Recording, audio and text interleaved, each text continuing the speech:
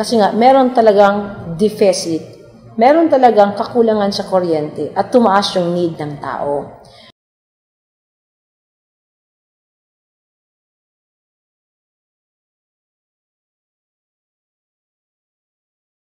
In 2015, you will have new plants in Mindanao.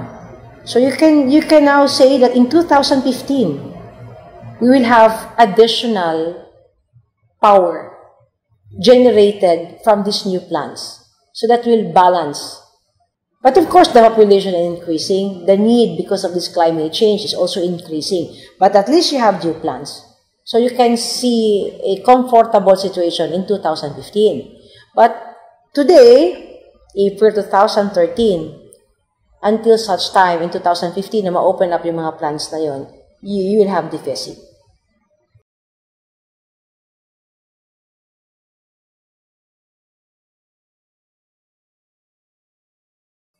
But for others to claim na ang brownout ay dahil sa akin, dahil I'm the governor of the province of Cotabato, para mo na rin sinabi na ang brownout sa buong isla ng Mindanao ay dahil sa akin.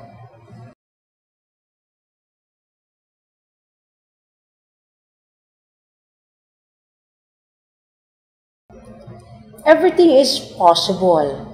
The biomass, the hydro, we are doing that. In fact, the Provincial Planning Development Office was tasked to conduct a study because we've talked to this United Nations Executive Director together with another group from the French government that there is this technology.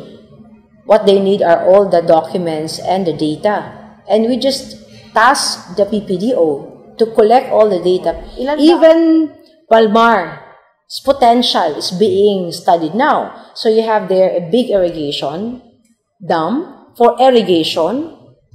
But how about maximize the water coming from the dam? So that is also part of the study that was conducted. But you see, even if you have this study, it doesn't mean that tomorrow you will have new additional power. It takes years. So what is important, we have started.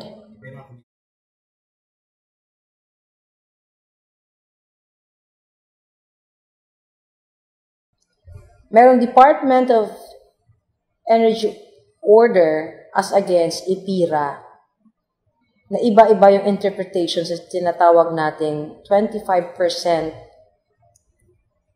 allocation should go to the host community.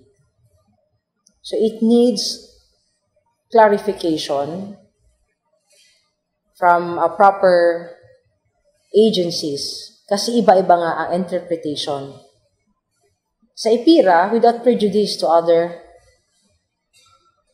areas. But in the Department of Energy's order, it emphasizes access of this host community up to 25% na dapat, hindi dapat debatable na imo na sa'yo yan kasi host ka nga eh. And then we have this radiating benefit principle that hosts ang city of Kidapawan, and hopefully this will radiate to other municipalities inside Northcote. Because of this, the city government of Kidapawan, through the Vice Mayor, filed a case against DOE and the RC, insisting on the 25%. And we supported that. It should not be an issue, but an entitlement as host community.